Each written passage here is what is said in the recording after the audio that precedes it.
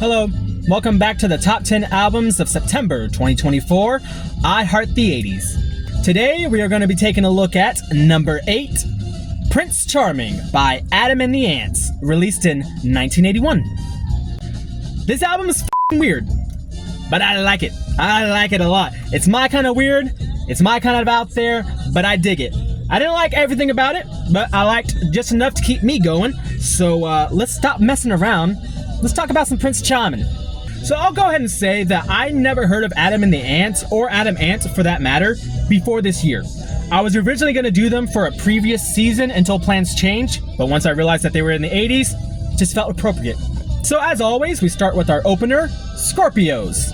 I like this song. It's catchy as hell. It has an awesome intro. There's like this horn ensemble that kicks things off. It just gets me so hyped. No, it does set a weird tone though. It does set a weird tone because you get this clash of new waves like with the chorus, but then you get like the horn section too that just has this otherworldly type of sound. It really is. On this track, you get these cool little syncopated beats that ba-da-ba-ba-da. I dig that. Anytime that the rhythm section gets to shine in a motif setting, hey, I'm all for it. See what I mean? Moving on to our next track, Picasso visita el planeta de los simios, which roughly translates to Picasso visits the planet of the apes.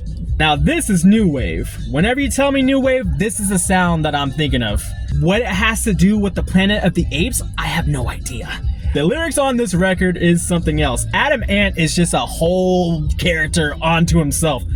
He just eventually went solo, and for good reason. You can't contain this man. His personality is all over this record. If I were to recommend only one song, I probably would recommend Picasso. It's easy listening. It's probably the most radio-friendly song of the album. It's not my favorite, but I still dig it. Is it the most fun song? Probably, but when it comes to the most fun, oh, we'll get to that. Moving on to our title track, Prince Charming. This is a song that got me into Adam and the Ants. Once I discovered them, I kind of skimmed through their discography just to see, what would click, and Prince Charming was the one. Looking back, I don't know how, because the intro,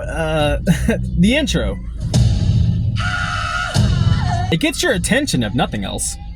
Yeah, that type of shouting is all over the record. It really gives it a primal feel. This is like new wave, but in a jungle setting. It's really tough to explain, but the title track is actually a perfect example of that, because you get these soothing vocals right after all that you just heard. It's something special, and it's actually motivational. Don't you ever be scared of getting ridiculed.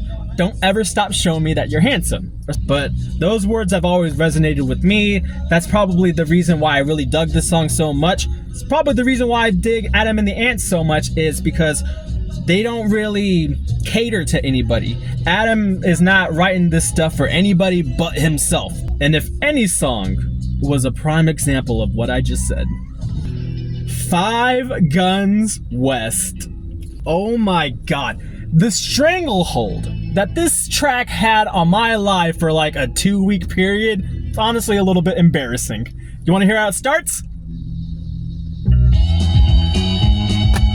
The fucking yeehaws! So when I heard that, I definitely had an open mind. But we are 4 songs into this album, and I swear to God, I've heard like 5 different genres. Then they just throw a Western song. Like, is this new wave? It's not new wave. This is cowboy shit. The verses are kind of weird. But the thing that was just, oh my God, the thing that just kept me coming back was the chorus. Surprise, surprise. Why? I have no idea. You want to take a listen to it with me? I'm not kidding, the chorus is mostly that. I'm a big tough man with a big tough plan. I don't know if it's the harmonica in the background. I don't know if it's that bitchin' bass line, that boom, boom, boom, boom. You know what? It's everything. It's everything about this song. I shouldn't love it as much as I do, but that's why I do these top 10s, just so I can find these random ass songs that are just like, okay, we're gonna take control of your life for about 2 weeks. Have fun. If I was a devious young man, I'd tell you to check out this song first. I don't even care. I love it that much. Five Guns West. Moving on. Moving on to Stand and Deliver. For me, this one felt like the main event of the record. It felt the most polished. It has an anthem quality. Once you hit those Stand and Delivers, you start to feel a little something in your bones. You don't get too much of that on the record, not in a sense of like overcoming oppression or something, but there is a lot of individualism. There's a lot of just, showcasing yourself for who you are and just not caring about what anybody else has to say about it. The main strength of this record for me are those first 6 songs. Once you get to stuff like Mile High Club and Mohawk, I tend to fall off. There is this song called Ant Rap on there, and there are some bars, but for the most part, I ain't messing with Ant Rap. The closer, SEX. What in the world? First off, it's a transition from Mohawk. Like, Mohawk goes right into SEX, so if you're not paying attention, you think it's just part of the same song. But even when you get to SEX, it still feels like the same song for like 5 freaking minutes. It's weird, man. There is a hidden track on the closer, but I'm not going to talk about it because I don't want to.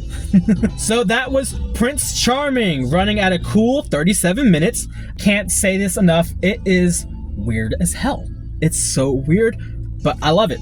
Fun fact, Chris Merrick Hughes was the drummer for this band. At least he was the drummer on this album. And I only mention that because he was the producer for Songs from the Big Chair by Tears for Fears, which I believe was released about 4 years after this. So it's just funny how music has these little weird connections. And just for future notice, we are not doing Tears for Fears this season. So yeah, check it out if you're looking for something new, something unique, and something you definitely haven't heard before. Tomorrow, we will be presenting number 7. Go ahead and let me know what you think it might be. And until then, stay tuned.